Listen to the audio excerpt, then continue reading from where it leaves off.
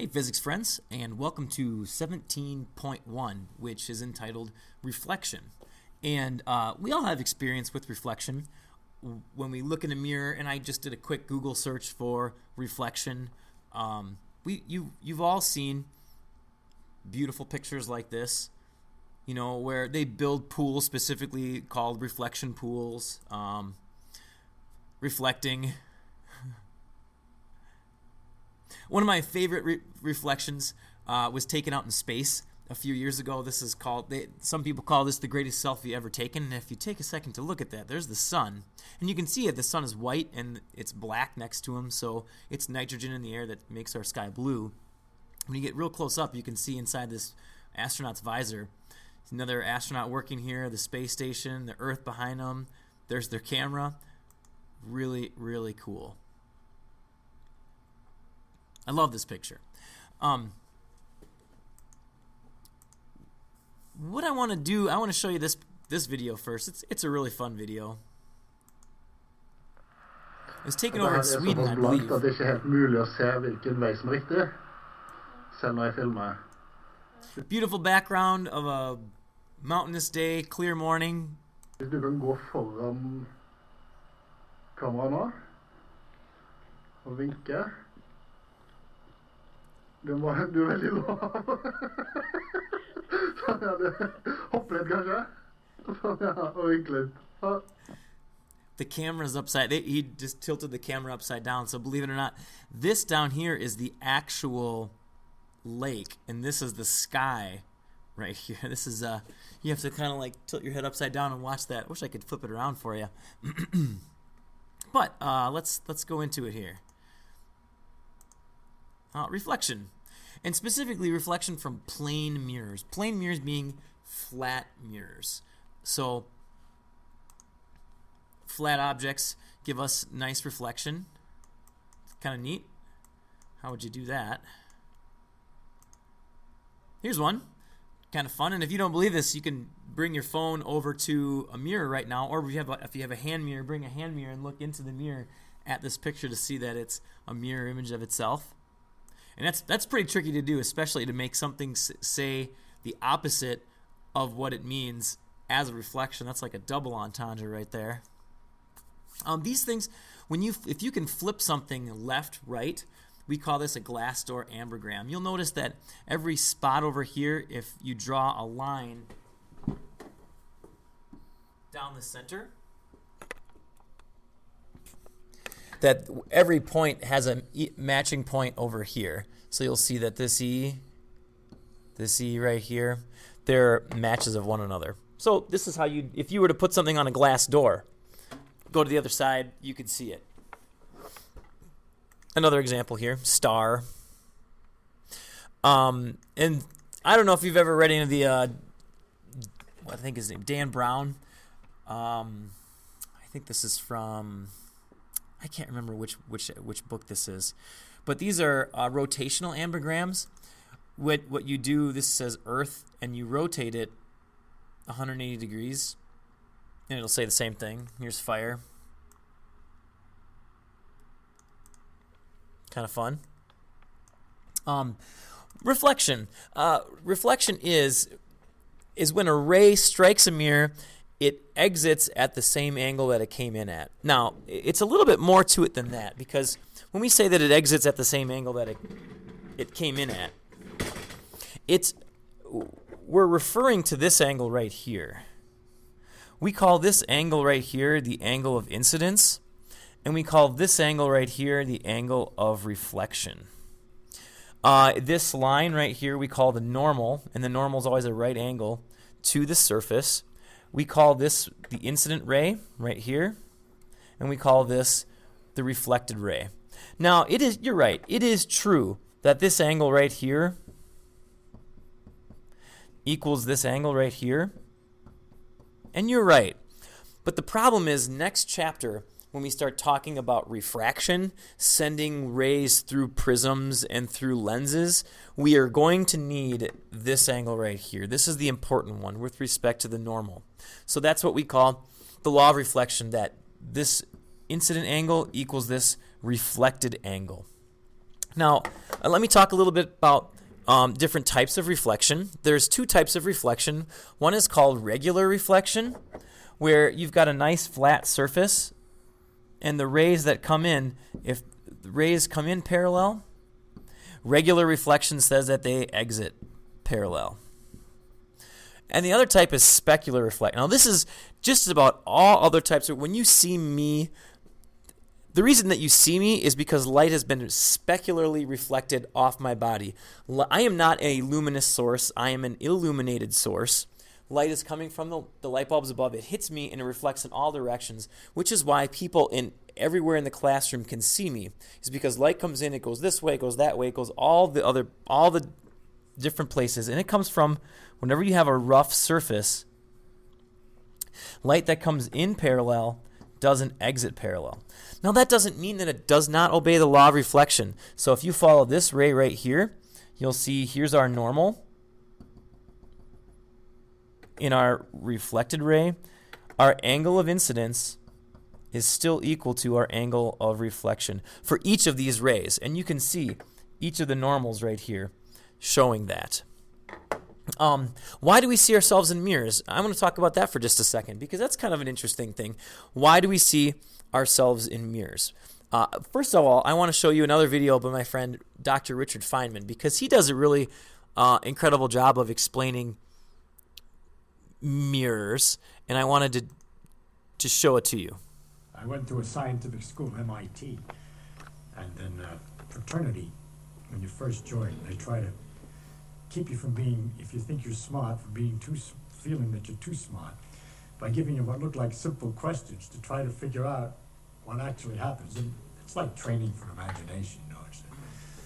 It's kind of fun, and I thought I'd tell you some of them that I remember. I learned them. Of course, once you learn them, the next time somebody comes along with this wonderful puzzle, you look at them kind of quietly, you wait 2 or 3 seconds or 5 seconds to show that you were thinking, and then you come up with this answer to astonish your friends. But the fact was, of course, that you were trained by your fraternity brothers as to how to answer these things. So none of this is really important. He gets into it in a second. One of the questions we got was the problem about the mirror. It's an old problem.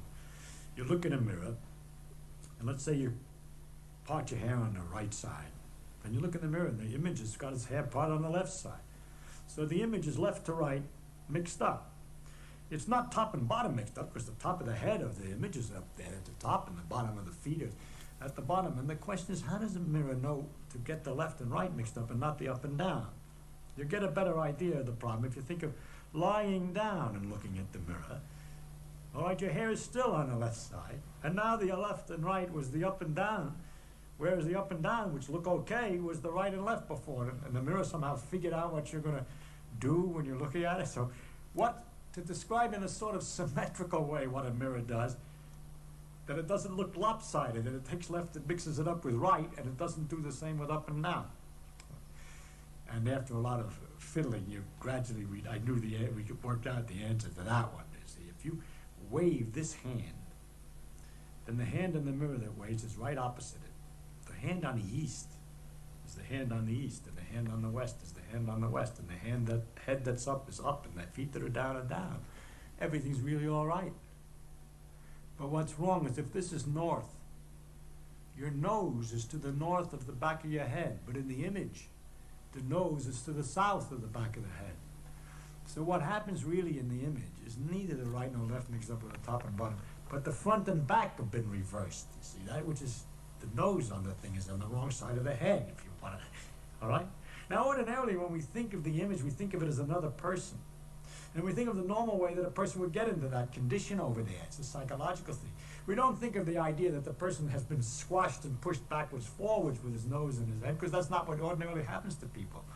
A person gets to look like he looks in a mirror by walking around and facing you. And because people, when they walk around, don't turn their head for their feet, we leave that part alone. But they get their right and left hands swung about, you see, when they turn around. And so we say that it's left and right interchanged. But really, the symmetrical way, it's along the axis of the mirror that things get interchanged. Well, that's kind of an easy one. A harder one, and very entertaining, was what keeps a train on the track? So just talking about mirrors, they aren't you don't take somebody and walk around the other side. They're front to back mixed up. And I wanted to show you just another quick. He reminded me of another fun. This is a video where you'll see. It's kind of funny. Ein Toilettenwaschraum mit Waschbecken, Spiegel und einer jungen Frau, die sich schminkt. Aber der Spiegel ist kein Spiegel, sondern eine Glasscheibe. Hinter der Glasscheibe gibt es den gleichen Waschraum mal, spiegelverkehrt natürlich. Und die junge Dame, die Sie hier sehen, das ist nicht eine junge Dame, sondern So they basically put a piece of glass with a woman's twin sister on the other side. So when the people come in, they don't see their reflection.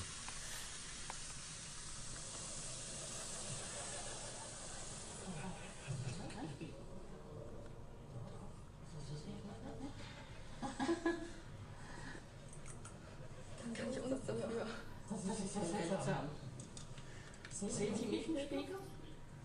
Also ich kann sie sehen.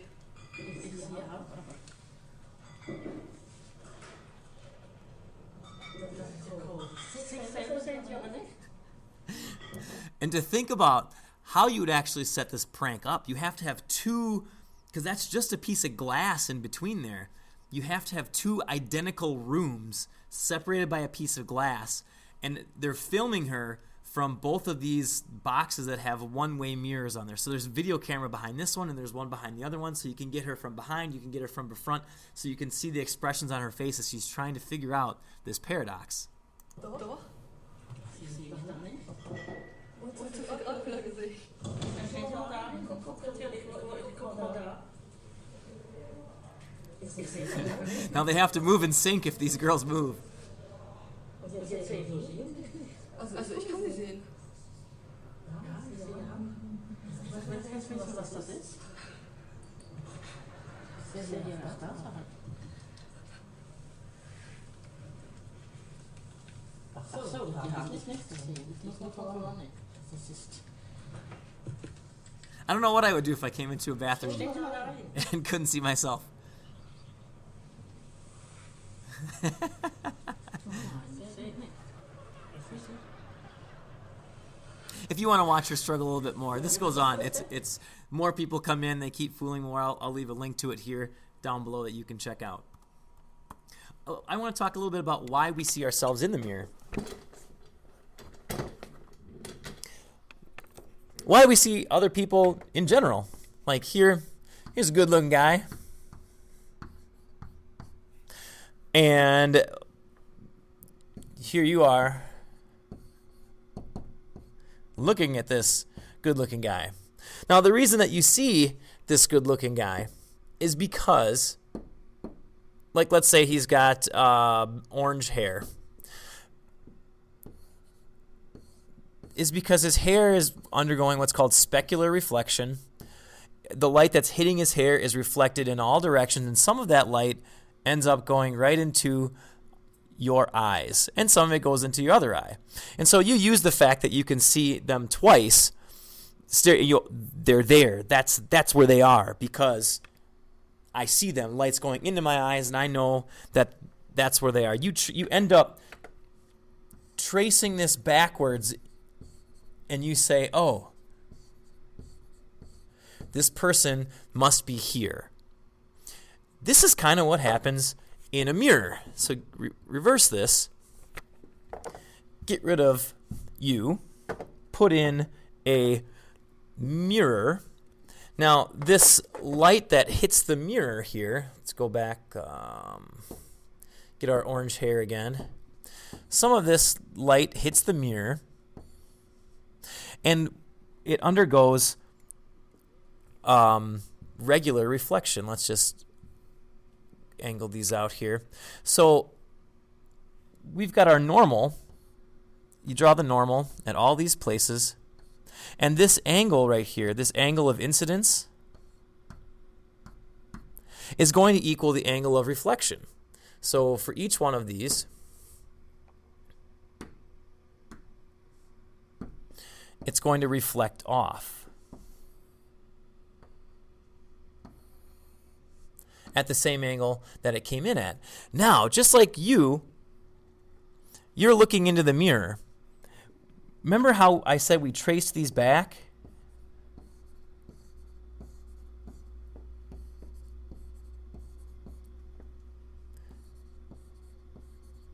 They all look like they're coming from a single spot in space. Oops. Right here. So this is where the top of the head would be. Turns out if you do that for every single other part on the person's body, you could look at the light rays coming off his feet, and they would come back and you'd see the light rays being there. So what ends up happening is there's this image. Like I told you, his feet, they'd be right there. There's an image in the mirror that looks like where it's coming from. It looks like if you were to take this mirror away, take away all these incident rays, it looks as though there's another person that's giving off light over here just like you are when you're standing there looking at each other. That's why we see ourselves in the mirror. It's a complicated thing, but really not that bad. The last thing I want to talk about is there's an example problem in your book. It's labeled example problem number 1. And it says changing the angle of incidence. A light ray strikes a plane mirror. So I'm going to try to do a good job. I'm going to make myself a mirror, and I'm going to make myself a normal, and I'm going to group them together.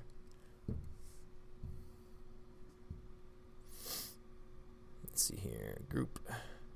It says a light ray strikes this at an angle of 52 degrees to the normal, so it's going to be striking it like this, where this angle is 52 degrees. The mirror then rotates 35 degrees around the point where the beam strikes the mirror so that the angle of incidence decreases. So the question is, when I thought I grouped these here. When I'm going to rotate this mirror,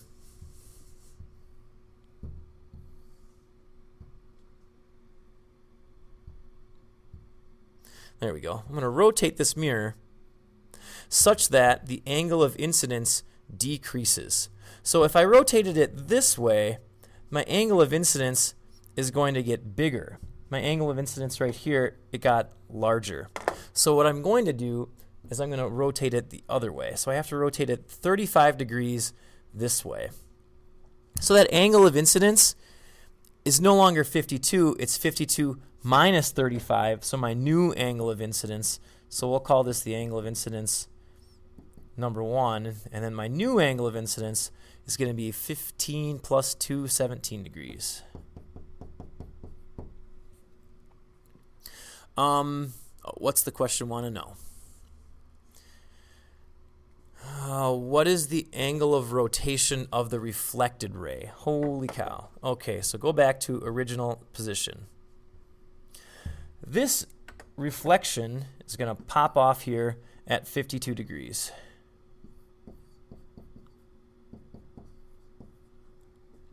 So this whole angle is 104.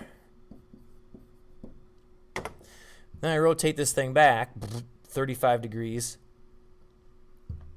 so that this is 17. Remember how I set it up? Now my reflected ray again, this is going to pop off at 17 degrees. So that this angle is now 34. So the question is, my original reflected ray here, how far did it go when it went this way? So it went from 104 to 34. So it's basically 104 minus 34 degrees, and that comes out to 70. So that's how far it went. And you know what's really interesting? The mirror rotated 35 degrees, and you'll notice how the relationship between 35 and 70, it's a times 2 sort of thing. It's kind of like a simple machine. When you rotate a mirror, you get double the amount of reflected angular displacement because of that. So it's like a 2-to-1 sort of thing. So if I rotated it at 50 degrees, I get 100 degrees of ray translation. And if I rotated it 10 degrees, I get 20 degrees of ray translation. That's kind of a neat little elegance that's inside of there. But the correct answer, how far did the rotate? What was the angle of rotation of the reflected ray? It's 70 degrees, just by a little bit of fancy geometry. And it wasn't really that fancy. It's just trying to keep yourself organized.